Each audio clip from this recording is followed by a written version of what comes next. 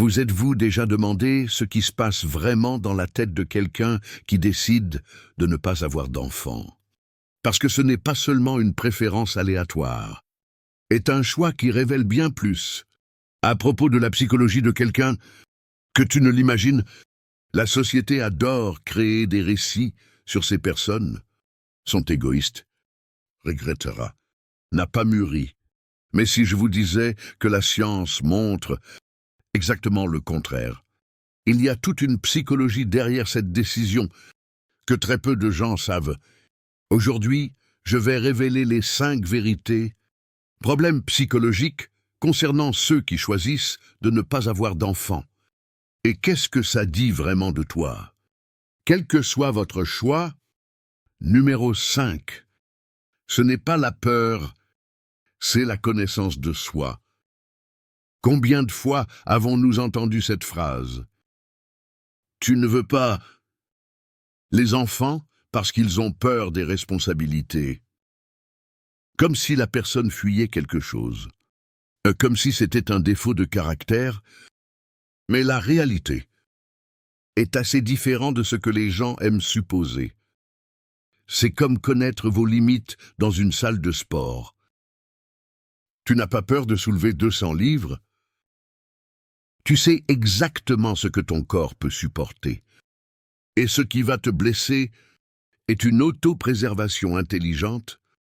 La psychologie appelle cette conscience de soi réaliste et la capacité d'évaluer honnêtement vos propres capacités, limites et désirs authentiques, sans se laisser emporter par les pressions extérieures, pendant que les personnes peu sûres prennent des décisions pour plaire. Attente sociale. Les gens, confiance en soi, faire des choix alignés sur qui ils sont vraiment. D'abord, faire l'inventaire honnête de vos vrais désirs. Les séparer des attentes des autres à propos « tu es le numéro 4 » n'est qu'apparent. Déjà remarqué combien de personnes traiter ceux qui ne veulent pas d'enfants comme des adolescents rebelles. C'est juste une phase. Tu vas changer d'avis, comme si c'était une décision impulsive, pris pour bouleverser les parents ou la société. C'est comme un pilote professionnel avec quelqu'un qui conduit dans le mauvais sens. De l'extérieur, les deux ne suivent pas le flux du trafic, mais on suit simplement un itinéraire alternatif, planifié avec beaucoup plus de soin que vous ne le pensez. La psychologie appelle cette indépendance et la capacité de prendre décisions basées sur l'auto-analyse. Même quand ces décisions vont à l'encontre normes sociales dominantes, en tant que personne, les conformistes suivent les scripts sociaux sans poser de questions. Les travailleurs indépendants évaluent de manière critique toutes les grandes décisions de la vie. Essayez de documenter les raisons de vos décisions importantes. Cela renforce votre clarté mentale contre pressions externes. Numéro 3. L'invisible, la vérité que personne ne commente. Beaucoup de gens décidaient de ne pas avoir d'enfants pour des raisons profondes. STS. Sur les préoccupations, ressources limitées de la planète, ou même la souffrance qu'un enfant pourrait expérience dans le monde. De plus en plus incertain, mais ces motivations sont rarement reconnues. C'est comme quelqu'un qui fait un don anonyme à une association caritative. De l'extérieur, il semble que la personne ne contribue pas quand, en fait, elle pourrait faire un sacrifice silencieux. Basé sur de profondes préoccupations éthiques, la psychologie appelle cet existentialisme, c'est quand quelqu'un prend des décisions difficiles, basées sur des considérations éthiques à long terme, même lorsque ces décisions ne sont pas socialement récompensées. Respectez votre propres motivations éthiques, même quand les autres ne les comprennent pas immédiatement. Numéro 2, le courage de défier l'instinct, cette impulsion biologique pour se reproduire. Il existe et est puissant. Maintenant, Imaginez reconnaître cette impulsion et toujours dire « Je comprends ce que mon corps veut, mais mon esprit est arrivé à une autre conclusion. » Cela nécessite une force psychologique extraordinaire. C'est comme un ex-fumeur qui a envie de fumer. Mais consciemment, choisir de ne pas. L'élan est là, mais la décision consciente. Commentaire sur désir instinctif. Les neurosciences appellent cela l'auto-formation.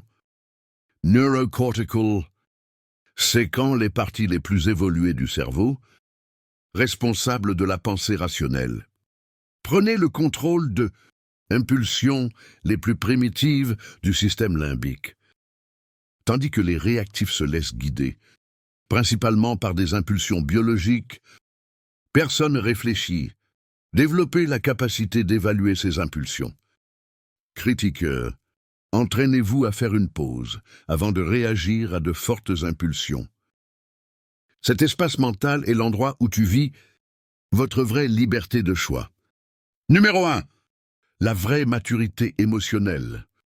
Pensez à cette personne qui a eu un enfant parce qu'il est temps, parce que tout le monde le fait, ou parce que ce que les autres penseront. Comparez maintenant avec quelqu'un qui analyse en profondeur vos motivations, vos capacités et vos désirs avant de prendre une décision qui affectera plusieurs vies pour toujours. C'est comme comparer quelqu'un qui achète une maison.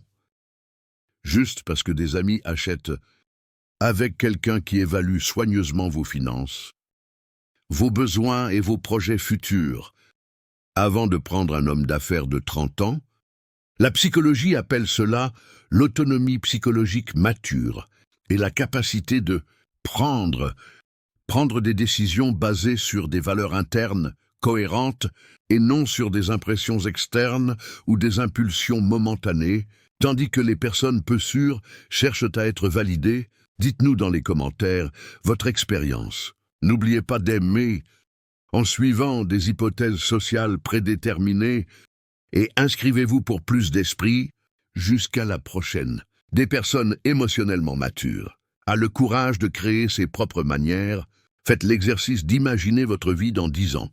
Choix suivant. Cela aide à clarifier ce qui compte vraiment pour vous. Comment avez-vous vu derrière la décision de ne pas avoir d'enfant? Il y a des processus psychologiques beaucoup plus profonds que ne le suggèrent les stéréotypes. Il ne s'agit pas d'égoïsme ou d'immaturité, mais souvent du contraire, de connaissance de soi, de capitaine d'indépendance, et même de forme invisible d'office. La bonne nouvelle, comprendre ces vérités nous aide à juger moins et à comprendre plus. De quel que soit notre choix personnel, commencez par regarder vos propres jugements lorsque vous trouvez quelqu'un avec des choix différents des vôtres.